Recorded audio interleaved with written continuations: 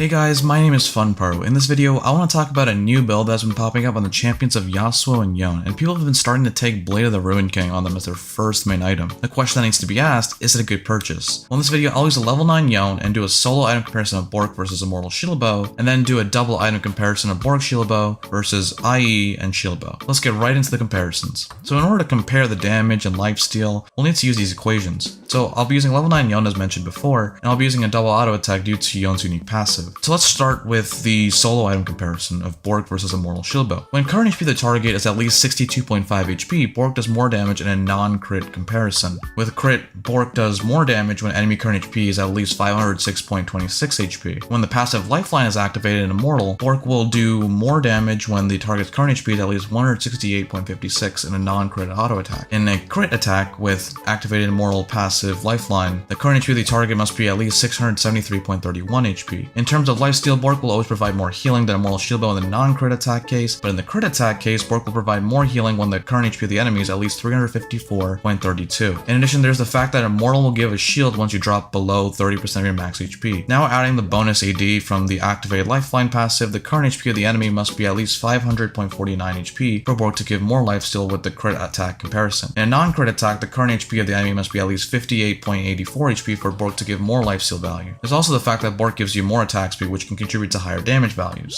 Now let's compare Shieldbow Bork with Shieldbow IE in terms of damage. When we consider a non-crit attack from Bork and Shieldbow without the activated Lifeline passive, the enemy must have a current HP of 1584.61 HP for Bork Shieldbow to do more damage than Shieldbow IE. Now if we were to consider a crit attack from the Bork Shieldbow side and run the same comparison, the enemy must have at least 621.68 HP as current HP for Bork Shieldbow to do more damage. Now if we were to use the activated Lifeline passive and a crit auto attack from the Bork Shieldbow side, the enemy must have a current HP of at least 658.80 HP for Bork Shieldbow to do more damage. The non-crit auto attack from the Shieldbow Bork side, the enemy must have a current HP of at least 1704.07 HP for Bork Shieldbow to do more damage, Shieldbow IE. And remember, I'm doing a double auto attack comparison. Now let's compare the sustain. In a non-crit attack and an unactivated Lifeline passive from Shieldbow, Bork Shieldbow will provide more lifesteal sustain when the enemy's current HP is at least 177.89 HP.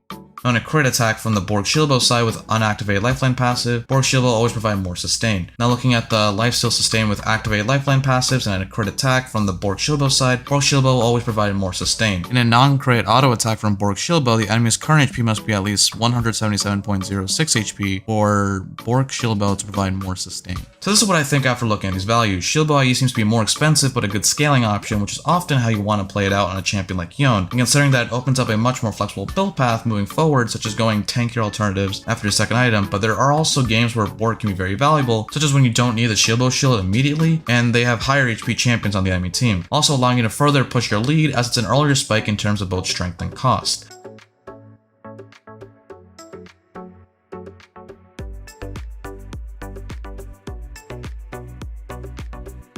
So if you guys enjoyed this video, make sure to like, comment, and subscribe. Comment down below what you'd like to see next. Remember, check out my Discord server where we can talk about League or future video ideas. Also, thank you guys for watching, and have a great day.